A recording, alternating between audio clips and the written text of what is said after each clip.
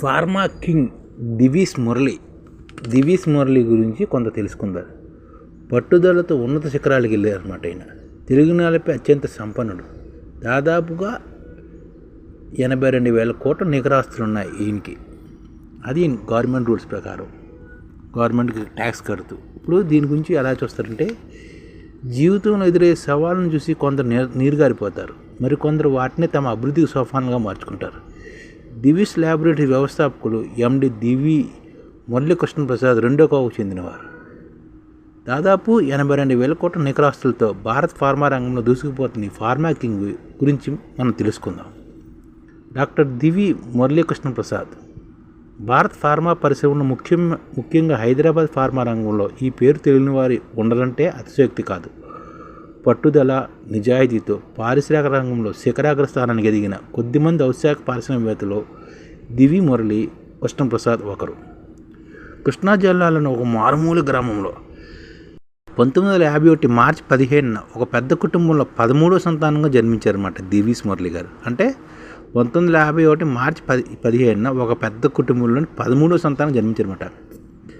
Forbes పత్రికా కథనం ప్రకారం 2024 ఏడాదిలో టాప్ 100 మంది భారతీయ సంపన్నుల్లో దివి స్థానం 29వ స్థానం.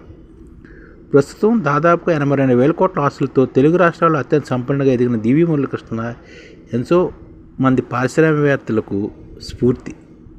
ఇతని జీవిత ప్రస్థానం ఎలా జరిగిందంటే, దివీస్ మురళి చదువుల్లో ముందు నుంచి పెద్ద టాపరేం కాదు.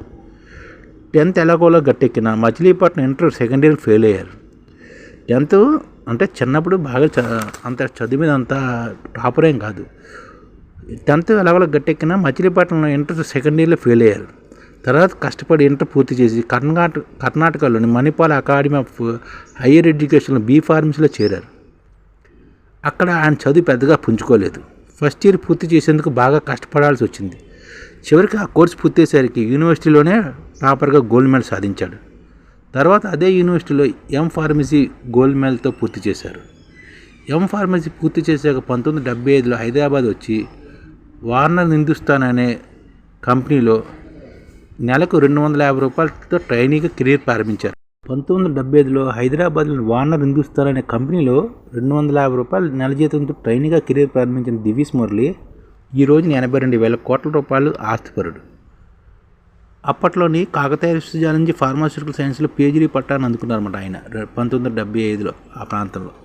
తర్వాత అమెరికా వెళ్ళారు అన్నమాట. వార్నర్ హిందుస్థాన్ కంపెనీలో కొద్ది కాలం పనిచేసిన తర్వాత దివీస్ మురళీకృష్ణ ప్రసాద్ బోరు కొట్టింది. ఇక లాభం లేదనుకుని అమెరికా వెళ్ళి తన లెక్కను పరిశీలించుకుందాం అనుకున్నాడు. వెంటనే అమెరికా వీసాకు దరఖాస్తు చేశారు. అతను గోల్డ్ మెడలిస్ట్ కావడంతో అమెరికా వీసా తేలిగ్గానే వచ్చింది. ఆ కాలంలో అమెరికా వీసా 1975 తేలిగ్గానే వచ్చేది. 1977లో 600 రూపాయలతో అమెరికాలో అడుగుపెట్టారు దివీస్ మురళి. 1977లో 600 రూపాయలే ఆ కాలంలో అంత ఖర్చు. అక్కడ దాదాపు 7 ఏళ్ల పాటు అనేక ఫైన్ కెమికల్స్లోని ఫార్మాలోని కాస్మెటిక్ కంపెనీలో పనిచేశారు. అప్పటికే అమెరికాలో శాశ్వతంగా ఉండేందుకు గ్రీన్ కార్డు కూడా వచ్చేసింది. ఇప్పుడు 1977లోనే 600 రూపాయల ఖర్చుతో అడుగుపెట్టి అప్పటికే గ్రీన్ కార్డు తెచ్చుకున్నమాట. అయినా ఏదో వెళ్తే ఎంత కష్టపడి చదివి తనకు తెలివితేటలు అమెరికాల కోసమైనా దేశం కోసం దేశంలో ఏదైనా చేయాలని అనుకుని ఇండియా వచ్చేసారన్నమాట. ఇండియా వచ్చాక దివీస్ మురళి ఏం చేయాలో తోచక ఏదైనా కంపెనీ పెట్టాలంటే చేతిలో పెద్దగా డబ్బులు లేవు.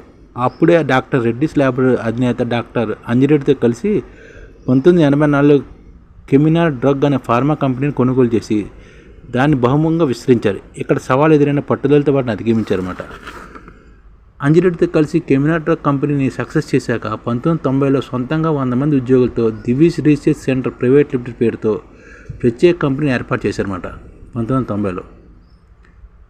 ప్రారంభంలో ఈ సంస్థ ఫార్మా కంపెనీలకు అవసరమైన టెక్నాలజీలు, కన్సల్టెంట్ సర్వీసులు అందించేది.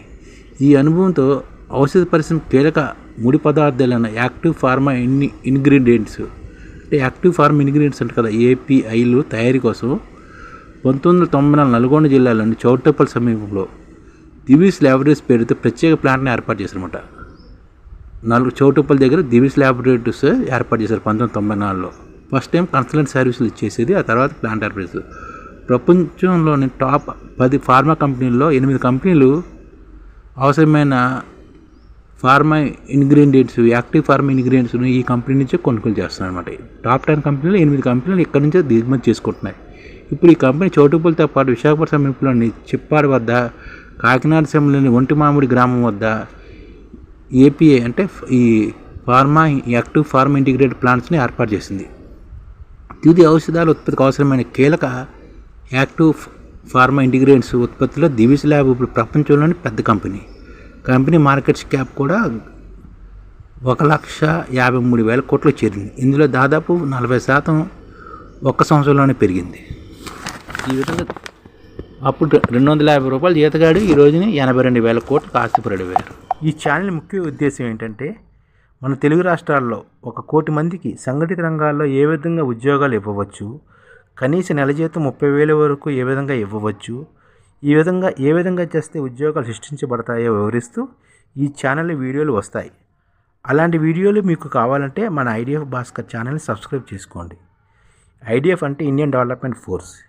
ఈ వీడియోలు చూసిన తర్వాత మీకు నచ్చితే లైక్ చేయండి, మీ ఫ్యామిలీ మెంబర్స్కి షేర్ చేయండి, మరియు మీ ఫ్రెండ్స్కి షేర్ చేయండి. Thank you. నమస్కారం.